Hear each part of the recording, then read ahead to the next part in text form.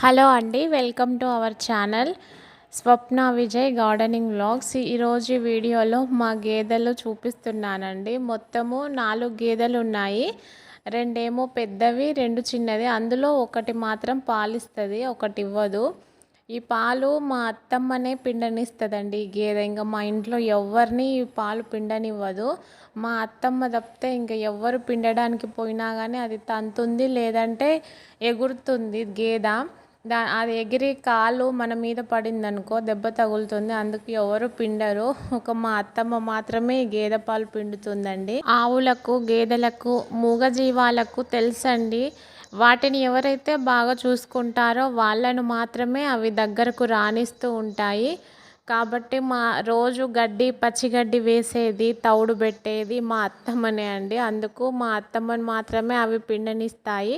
ఈ పాలు పిండడం కూడా అందరికీ రాదండి. ఈ పాలు పిండడం కూడా ఒక కళనే. అందరూ పాలు పిండాలంటే పిండలేరండి. అది పిండొచ్చిన వాళ్ళైతేనే అది పాలిస్తుంది.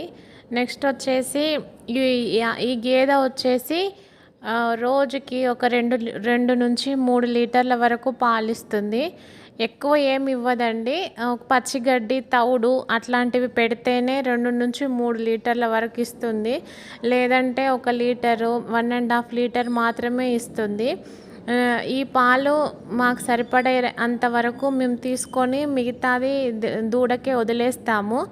ఈ పాలు వచ్చేసి మేము టీకి, నెక్స్ట్ తోడు పెట్టుకోవడానికి, వెన్న, నెయ్యి, ఈ నెయ్యి ఏదైతే ఉందో అది మేము ఇక్కడ నుంచి తయారు చేసుకునే నెయ్యినే వాడతామండి. బయట షాపుల్లో కొన్న నెయ్యినేం వాడమండి. యాక్చువల్గా అందరూ ఆవు పాలు శ్రేష్టమైనవి అంటారు, కానీ విలేజ్లో ఆవు పాలు ఎవ్వరూ తాగరండి. గేదె పాలే ఎక్కువగా తాగుతారు. ఎందుకంటే గేదె పాలే మంచివి. ఆవు పాల కంటే కూడా ఆవు పాలు వేడి చేస్తాయి, గేదె పాలు అయితే చలువ అని ఎక్కువ మంది విలేజ్లో అయితే గేదె పాలే తాగుతారండి. ఆవు పాలు చాలా రేరు, ఎవరో ఒక్కరు మాత్రమే తాగేది. ఎక్కువైతే గేదె పాలనే తాగుతారు. విలేజ్లో ఉంటే ఇదే ఒక బెనిఫిట్ అండి.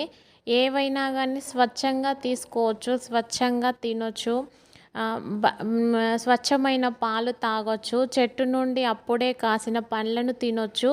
సిటీలో ఉంటే కూడా తాగొచ్చు, కానీ అన్నీ కల్తీవి, లేదంటే స్టోర్ చేసినవి అట్లాంటివి తాగాల్సి వస్తుందండి సిటీలో ఉంటే.